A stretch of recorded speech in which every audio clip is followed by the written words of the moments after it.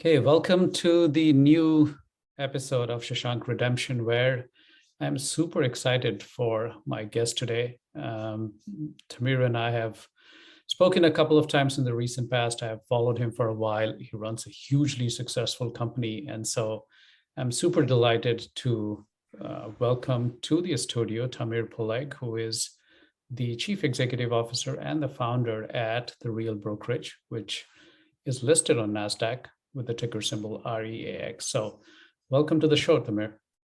Thank you, Shashank. Thank you for having me. I'm excited to be here, and thank you everyone for tuning in. Yeah, for our audience that may or may not have heard of the Real, why don't we start by talking about the company itself before we dive into your journey? Sure.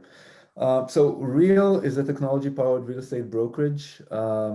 We founded the company back in 2014 because we wanted to create a platform that delivers agents, real estate agents, better service at a lower cost. And we also wanted to create financial opportunities for real estate agents. So for us, when we looked at the real estate brokerage 8 years ago, we realized that this industry is dominated by pretty much the same names. All of them are operating in the same model. Mm-hmm. And we thought that there is a better way of doing brokerage. So how can we look at agents as small businesses or small business owners and look at what they need in order to succeed and build a platform for them that sets them up for success, delivers them all the tool, all the technology that they need, provides them very favorable economics, and also creates additional financial opportunities for them. So that's how we started the company back in 2014. And as of today, we are licensed in 44 states in the US and in 2 provinces in Canada. We have over 4,700 agents working with us, listed on Nasdaq. We've been publicly traded for almost 2 years now, and we're just enjoying tremendous growth. Our revenue growth in 2021 was 635%. So I guess it places us probably as the number one fast growth real estate tech company in the US, maybe in the world. But what we're really doing is really changing people's lives in the real estate brokerage industry. And that's what we're passionate about. Yeah, so that's us in a nutshell. Yeah, and that's something that comes across every time I speak to you, Tamir, is that passion for changing the industry. You mentioned about the growth, and the growth is probably the result of that passion. I mean, it's usually not the other way around, where you get the growth and then you get passionate about it. It's usually the passion that drives the growth. And 635% is a crazy number. I mean, we at Insta Mortgage have been named to practically every single list as one of the fastest growing both mortgage and private companies in the US and even the Americas, the 2 continents. But 635% growth is just I mean, downright crazy. Walk us through the achievement like that, is because you are not even, say, I mean, in real sense, not a startup. I'm sure you might have a culture closer to a startup culture, but you're already publicly listed. You are in 7th, 8th year of your company. So we are not talking year 1, year 2 growth where you're starting with very small numbers. So it's easier to show that kind of growth. So walk us through what really propelled that, because I'm sure my audience and listeners will be very, very interested to learn from you.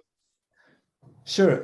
So, as an entrepreneur, I have to tell everyone who's listening that we went through all the phases of a typical startup. And for many years, we were really struggling. So if you look at companies that look successful or are enjoying that high speed growth, you should also remember that maybe in their past they were struggling, and some entrepreneurs today are struggling. So I want to tell them, just hang in there and just continue to push forward, because for many years we were struggling. We were struggling to raise money. We were struggling to get the growth that we thought we can get to.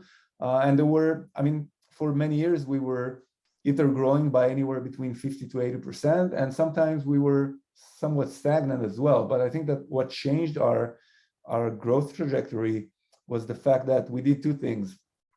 One, we took the company public in a very unusual point in the company's life. So back then we were making around $10 million in revenue, annual revenue. And we decided to take the company public because real estate agents that join Real are our partners in growing the company, and we believe that our partners, the agents, should own a piece of the company they help build. And owning equity in a publicly traded company is much more attractive to agents compared to owning stock options in a startup. And that's why we took the company public. At the same time, we also decided that instead of spending marketing dollars, paying Google and Facebook and Indeed for advertising, and this way we will be attracting agents, instead of spending those dollars outside of our network, we are going to empower our agents into attracting their friends to Real. And if they're successful in doing that, they will be earning marketing dollars from us. So those two changes in our model really changed the growth trajectory, and that created that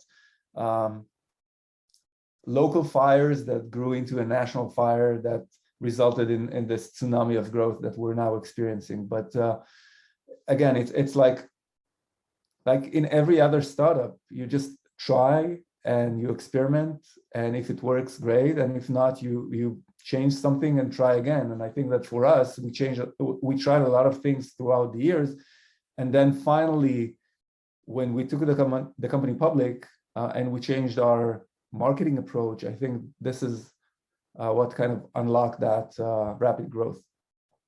So I want to come back to going public at $10 million revenue, because that sounds highly unusual. But before that, I also want to go back to a little bit of a history on Real, because I see, or at least in my understanding, the company has evolved since you started in June of 2014. As you rightly said, there have been stagnant years, there have been okay years, and then of course the last year was a crazy year.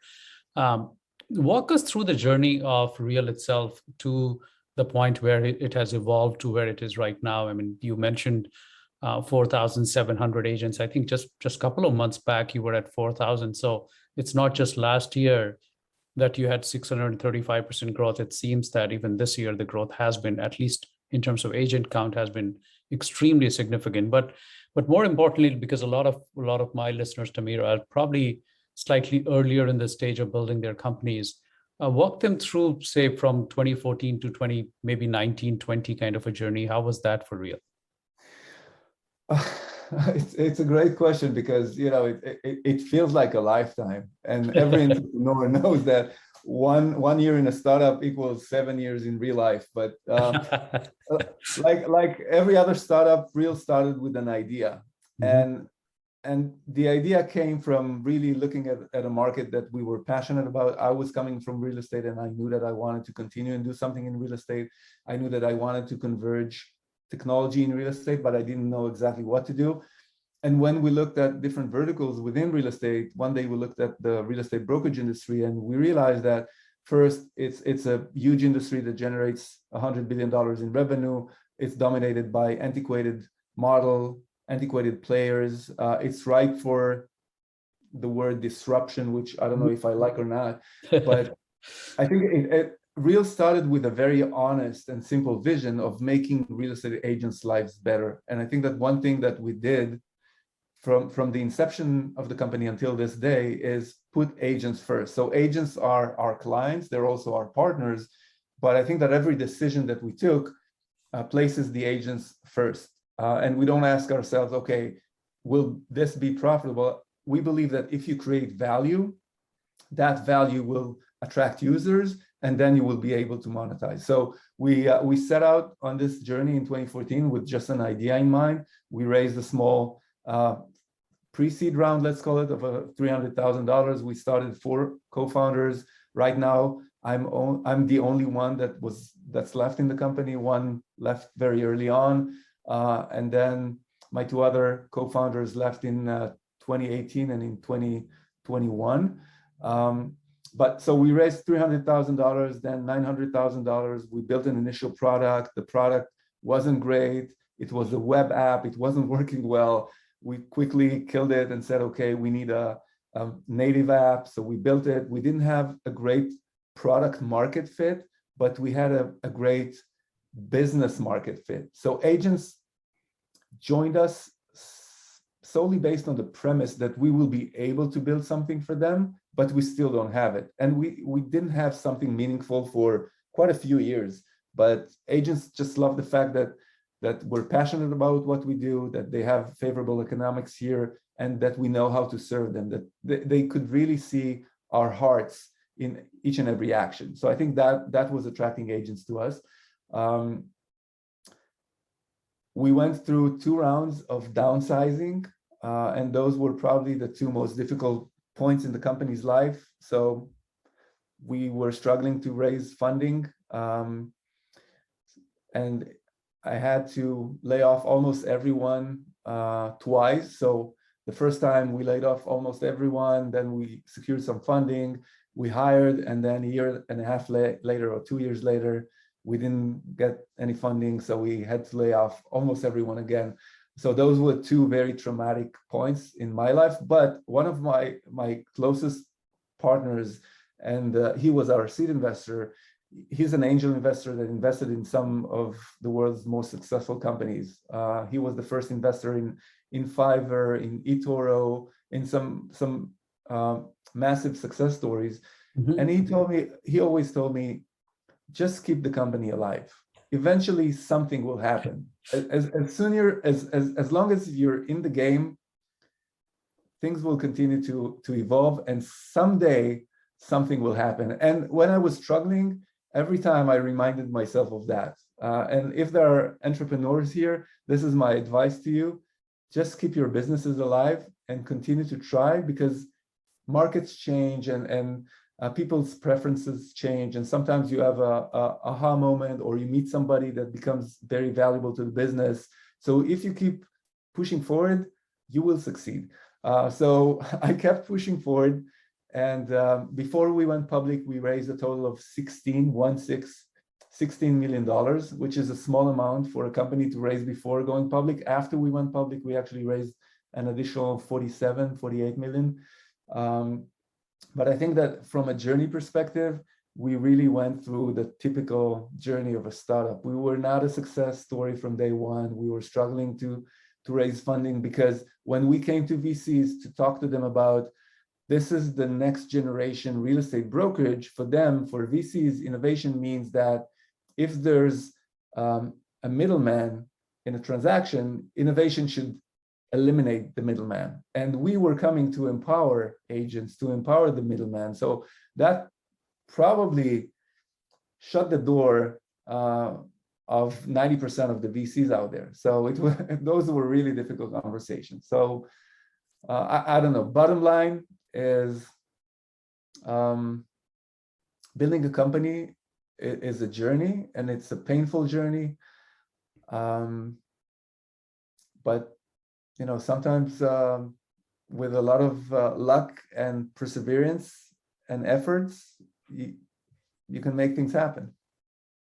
So Tamir, that's one of the most real stories, and no pun intended here, that I've heard for a startup going here, is because what we are used to seeing, especially here, I'm here in Silicon Valley, is all the glamorous raises and how valuation keeps going up every 6 months, and how they become unicorn in no time, and all of that stuff. And it's I put that analogy as very similar to say young teens watching models on Instagram and TikTok and thinking that they want to be like them. It's kind of an unrealistic expectation. And similarly, if you are running a startup, or if you're an entrepreneur, if you want to get into this, if you have a similar unrealistic expectation, is that, oh, this is so fancy and this is so glamorous and this is so sexy, is that I go to 2 VCs, raise my first 15 mil, and then 6 months later I have like a 50 million valuation, and then 3 years later I'm running a unicorn. That's not how it typically works. What Tamir mentioned is probably more closer to the reality. The fact that he had to let go almost his entire team twice in a very short span. If you think about it, I mean, Real is not that old a company at all. It's only an 8-year-old company. To do that twice in the journey and then eventually be able to go public, I mean, talks a lot about the pain that he must have had to go through. When I have to lay off as a CEO, just a couple of people, I mean, and that pains me. So I can just understand where Tamir is coming from. But Thank you for speaking from your heart, Tamiris, because those are a lot of things that people don't share. I mean, they usually just tend to share the highlights and the great points of their career, but this is where we learn from. I mean, I'm learning so much already in terms of the emotional journey that a founder and entrepreneur has to take. Yeah, well, I proudly share that. And I think that in the past 2 years, we've been living in a world where there was an overflow of liquidity. And Yeah. that kind of, it confused people, it confused entrepreneurs, because it seems like the goal was to raise money, or the goal was to become a unicorn, instead of keeping the goal at building value Yeah. for users, for your clients. And I think that we are now starting to experiment some sort of a correction where things are becoming a little bit more sane and more balanced, and VCs will be a little bit more, I don't know, cautious in how they spend, and I think that that process is very much needed at this point. Entrepreneurs should focus on building a sustainable, profitable business, and focus on value instead of focusing on valuation. Because at the end of the day, what builds a successful business is the ability to drive value and monetize it, and not the ability to raise money and continue to raise money forever. Yeah, so very well said. I mean, focus on growing the value and not the valuation, and the valuation will follow the value. But if you're following the valuation, then without value, then it's not going to last very long. And I can think of multiple examples within prop tech and fintech, and I'll probably not take their names, but I can think of the journey where they have focused on valuation only to realize later that there was very little value. So also, Tamir, talk to us a little bit about going against the grain. So most of the prop techs that had come up over last decade, I would say, their big promise, their big premise has been the fact that, oh, these real estate agents are not required.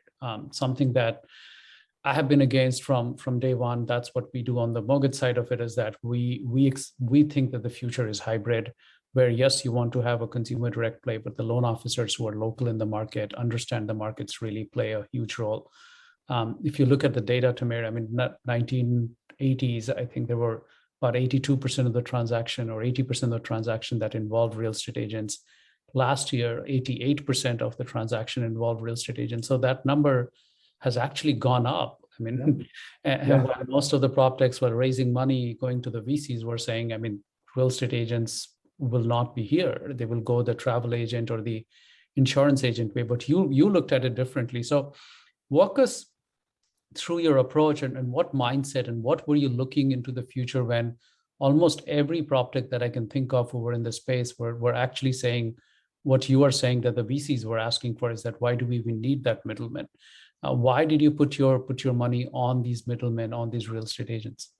Sure, and I think you unintentionally also answered the question, but before founding Real, I owned a real estate company that was focusing mainly on multifamily investments. And throughout my career, I was working with a lot of agents. So I knew exactly the value that agents bring into a transaction. Even after doing hundreds of millions of dollars worth of deals, I still needed the agents by my side.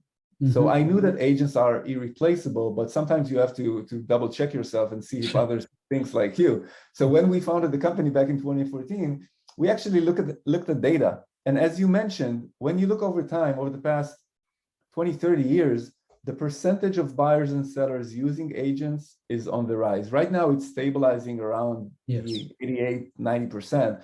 But if you listen to what consumers are saying through data, consumers are saying, we want the experience of working with agents. Now, it also makes sense because at the end of the day, this is the biggest financial transaction or decision in the average person's lives. They're coming to it with a little bit of insecurity. They need some handholding. They need education. They need an expert. It's the same as you knowing that you need to be operated on. I mean, you have a heart problem, for example. would you go to a doctor and actually consult and have that doctor operate you? Or would you go to a website and register and you say, okay, I have this problem, and the website will tell you, okay, give us your credit card details and please show up on this day at this time and open door number 3 and just lay on the bed and a robot will come in and operate on you. Like, buying a home is highly emotional. For some people, their finances are more important than their health. So that example that I just gave you needs to demonstrate that for the average person, it's really important to have somebody that they can trust, that can walk them through that process and be there and understand both their questions around the transaction, but also their emotional journey, and how to handle emotions throughout the journey. So when I looked at things, I thought that as long as it's humans that are buying homes, it will be humans that will be helping them buy or sell homes. So for me, it was very clear, and it's still very clear. Yeah, I mean, it is very clear, but it's also surprising how people just kind of get caught in this entire thing of what is everybody else doing, and it's like, if everybody else is saying that the real estate agents can be eliminated, let me make a model that says the same thing, and let's go to the VCs and raise funds. It's refreshing sometimes that you look at the real data and not just this fancy gut feeling that you have. I mean, you looked at the real data and you saw that the percentage of people actually using real estate agents were going up, while everything that we were hearing and we were reading was about all these different companies saying that there will be no need for them. And so that's the model that we are working on. So and that's, again, a really good lesson for people listening to this podcast, is that look at the real data instead of the fluff and instead of the noise that's going around you, because that's what drives the future growth and the fundamentals that you're building. Now, that brings me, Tamir, to the question that I've been kind of itching to ask from your very first answer, which is, how did you decide, and how did that happen? First the decision itself, and then how did you pull it off at going public at $10 million dollar revenue? Because that sounds, from the way I look at it, is a relatively very low number to even consider going public. So first, if you can guide through what the decision process was, and then how did you actually end up doing it? Good question.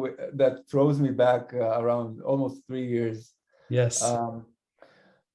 You are right. It's a very small number, and companies are not going public with $10 million in revenue. But typically, companies will go public because they want to achieve one of two things, or maybe both things.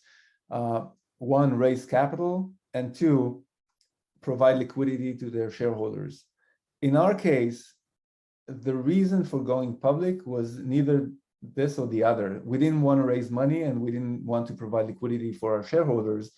We wanted to have a currency that will help us attract more agents, and a currency that will help our agents build more wealth. So that kind of changed the entire perspective of when to go public and how to go public. As a small company, we said, okay, how can we go public without putting too much burden on the company? Because being a publicly traded company means that you have to pay a lot of money to auditors, to attorneys, and just spend overall a lot of resources, time on just managing a publicly traded entity. So we were looking for an exchange that's kind of friendlier for smaller companies or younger companies. So even before that, when I had this idea of going public, we had just a few $100,000 in our bank account. Going public costs a few $100,000. So a few $1 million, yes. Yeah. I was giving a low estimate, but so I was going back to our board and saying, okay, this is what I think we should do. That's what I think the outcome might be. It's a big risk, it's a big bet, but really, I don't think we have anything to lose because the company it was getting to somewhat of stagnation back then. It did not do this breakthrough that everybody was expecting. So I said, let's try it. If it fails, we failed. If we continue on the same path that we're on right now, we will probably fail as well. So it's worth trying. So I think that this is how I got their buy-in. What they told me is that, okay, we support you, but you will have to raise a little bit of money just to fund that process of a few $100,000. So I was looking for an exchange that will be friendlier, and we found the Toronto Stock Exchange Venture in Canada. They had a program that's quite similar to the SPAC program in the US. So a shelf company with no history, just a little bit of money in them. So SPACs usually have hundreds of millions of dollars in them. CPCs, which is the Canadian equivalent, have a few $100,000 in the publicly traded entity. So we found a CPC company, we merged with them, and then the rest is history. But it was a calculated bet, I would say. This is just brilliant. I mean, listening to you, first of all, because the first thing that comes to anyone's mind going public are the two reasons that you mentioned. But to think of it as a currency that could attract talent is just brilliant. And to even imagine this at your size with just a few $100,000 in your bank to even consider doing this. Of course, you pulled it off eventually, but I mean, I can bet that 99.99% people would not even be thinking about it, let alone actually figuring out a way to get done. So we are coming towards the end of it, Tamir. What should we expect from Real in the coming months and years? What are some of the things that you're working on, that you're highly passionate about, that you think that will further improve the lives of the real estate agents that the company is working with? Tell us about some exciting things, and where do you see the industry itself is heading? Sure. So obviously, from day one, we were working to build a platform that will just be the perfect platform for real estate agents. We're still not there. I think we've made tremendous progress, and this is why a lot of agents are joining us, but we still need to improve. We need to improve on support. We need to improve on visibility. We need to improve on different tools that we want to offer our agents. We need to improve on additional financial opportunities that we can allow our agents. So Real will continue to grow agent count. We will continue to expand to new markets. And overall, there are 1.2 million active agents in this country. And I believe that within a few years, many of them will be a part of the Real network. Wow. At the same time, I also think that there's a tremendous opportunity that many brokerages are just overlooking or ignoring, which is the fact that the home buying process for the average buyer is just, it's not optimal. It's not convenient. There's no transparency. It creates a lot of anxiety. And I think that us as an industry, again, we have to listen to what consumers are telling us. And for me, what consumers are telling us is that they want a home buying experience that combines the benefits of a digital transaction with a human agent in the center of it. So how can we look at a transaction, identify what's not working well for buyers? How can we provide convenience and speed and transparency and control using software throughout the home buying process, but still leave the agents in the center of the transaction? And this is what we are now building at Real. So alongside building the agent offering and growing our agent count, we will be launching a consumer product in which, when a buyer is working with one of our agents, they will get a home buying experience that's so much better than working with any other agent of any other brokerage in this country. And eventually, I think that people will perceive Real as the company that really changed the way people buy and sell homes using a combination of technology and agents. So for me, that's the future. Yeah, and then definitely a vision that I share. So, and I can't wait to see how you redefine the consumer experience, because that's something that I'm personally passionate about, and I'm so glad to see leaders like you taking the charge with that. Even though the start has been really choppy for real, I can see where the future growth comes from with creating the value that you have always been. Thank you so much, Tamir. I think this has been very, very insightful in terms of understanding your personal journey entwined with that of Real, and how both you and Real have come along a long way, even though it's a very, very young company, so to say. I mean, in real estate terms, or in any terms, really, 7-8 years is nothing sometimes. Yeah. And you're already making huge impact. And the vision that you have for future for changing the consumer experience around home buying is something that we can all learn from. Yeah, thank you, Shashank. Thank you for inviting me and listening to me. And I have to say that I'm super impressed by everything that you have built. I mean, we've known each other for a few months now, and we've looked into your business, and we are extremely impressed with everything that you do. And I think that we share the same vision of creating a better future for home buyers in this country. So happy to continue and collaborate. Thank you, Tamir. Thanks.